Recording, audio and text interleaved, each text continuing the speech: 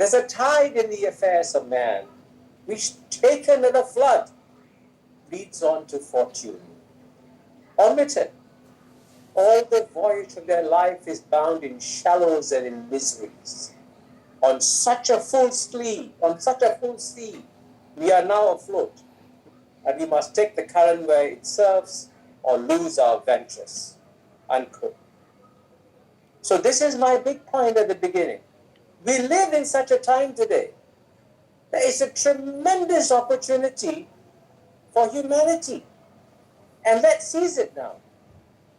Because there's one simple fact about the human condition that almost nobody is aware of, that we have done more to improve the human condition over the past 20 years in the 21st century than in any other similar period in human history. We have more than halved global poverty.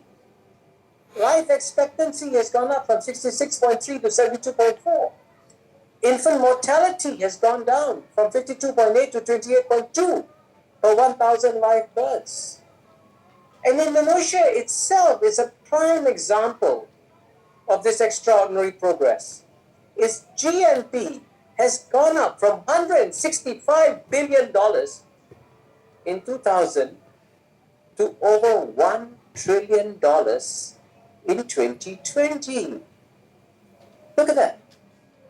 $165 billion to $1 trillion in 20 years.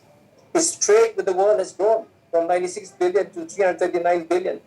Poverty has declined in Indonesia. The middle class is growing. But even as I share this good news, we all know that despite this remarkable progress in the world, in Asia and in Indonesia, it's also true that we now live in a pessimistic world. As President Jokowi has said, as Prime Minister Tony Blair has said, COVID-19 has shut down our world for over 2 years. With aviation traffic down, global tourist flows have declined, and sadly, even as we speak, the COVID-19 cloud continues to haunt our world. To make matters worse, another dark cloud hangs over the world, a geopolitical cloud. As we all know, a major geopolitical contest has broken out between the United States and China. And I'm glad that Prime Minister Tony Blair referred to it too.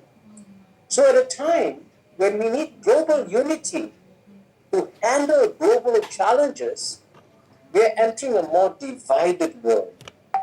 In the midst of this challenging global environment we have, therefore, we should all be glad that Indonesia has assumed the chairmanship of G20 in 2022.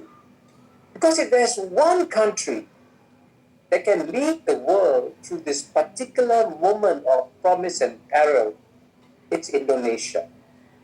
And I'm glad that Tony Blair said this too. So what special strengths does Indonesia have?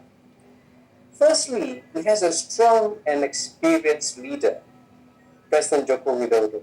As I wrote recently, he's the most effective, democratically elected leader in the world today.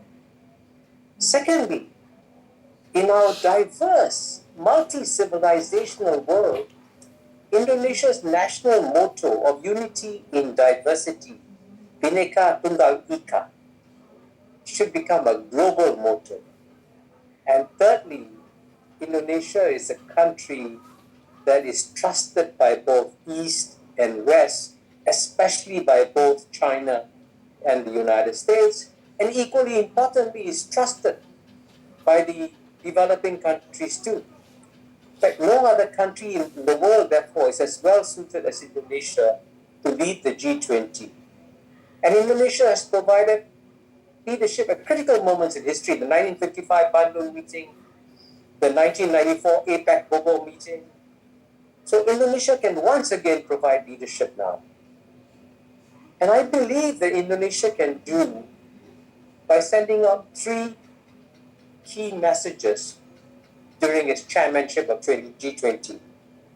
Firstly, we must learn the big lesson from COVID-19. It has taught us that we all live in a global village, and to use an Indonesian word, in a small kampung.